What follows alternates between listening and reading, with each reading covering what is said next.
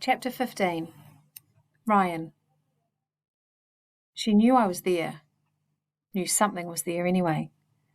Her eyes moved as I came in, then they went vague.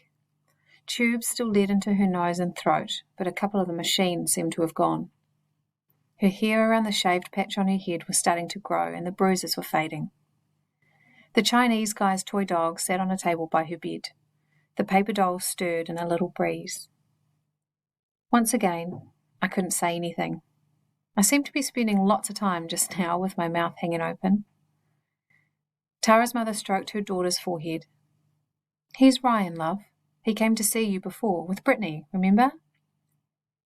"Hi," I managed. Hi, how are you?" Shit, I must have sounded like a total retard. "Ryan knows Mel too, love," Mrs. G went on. "They've been in a couple more times," she told me. Yeah, I know." I was staring at a photo propped against the fluffy dog. A girls' netball team.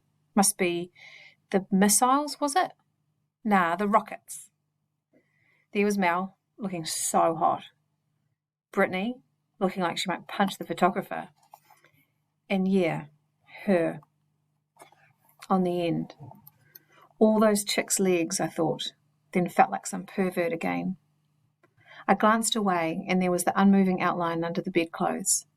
Suddenly, I felt so sorry for her that I just ached. It didn't matter a stuff whose fault it was. The only thing that did matter was helping her be like she was in that photo again. Her eyes were closing. "You have a rest, love," Mrs. G told her. She made a noise, a little grunt like Ash had said, but it was a human noise. The ache swept through me again. Her mother talked quietly to me for a while about what a nice boy Ash was, how Mel liked him, yeah, lucky Ash, about how her husband said John was an excellent auto electrician. Afterwards, I sat in one of the reception area chairs and stared at my hands. "Are you waiting to see someone?" asked the woman at the counter, and I shook my head. No, I was waiting to see if I could make it home. Tara. Mum was there again. I knew how to open my eyes now, but it was hard sometimes. I felt so weak. One time Mel and Brittany were there, though I couldn't see them clearly. Britt looked wild. I must be late for practice or something. I wanted to say sorry. Then I wanted to tell her to stop being so shitty so often, but it wouldn't come. And then this guy. I'd seen him somewhere. He just stared at me. He'd done that before, through a window or something. Did I have a zit on my face? He must be Mel's boyfriend. Mel has heaps of boyfriends. I wish... On day 30, the patient was moved for the first time into a wheelchair. This was to encourage muscle recovery and to promote greater interaction with people. She was now responding to sounds, though she sometimes didn't know where these sounds came from. Her eye response to light or movement remained erratic.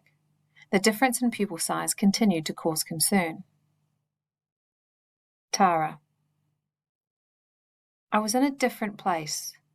My head was up and wobbly. I was on a bike.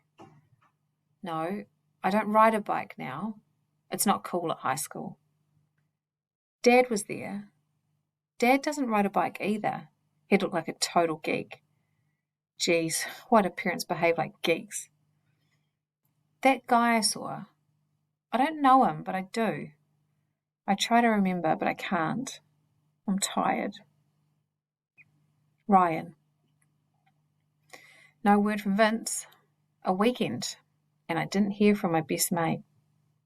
Except he wasn't my best mate anymore. I'd been half thinking it. I'd shoved it away. But while we were polishing those cars last weekend, I finally knew. Funny, really. You never think about a friend changing like that. Okay, you have these bust-ups at primary school and you tell the other kid you hate them. They're not your friend anymore. But now... Oh well, shit happens. Saturday morning, I sat around a bit. Saturday afternoon, Ash rang and asked if I wanted to come watch netball. He meant Mel's team, surprise, surprise. I told him no. There was this girl who would be there called Brittany, and there was this girl who wouldn't be there called Tara. plus all the others in the team who knew why. By day 32, the patient's eye movements were becoming more purposeful. She was making sounds, but there was no vocalizing of words, even when the tracheotomy was blocked to help her. Ryan. The police youth aid meeting was set down for Tuesday after school.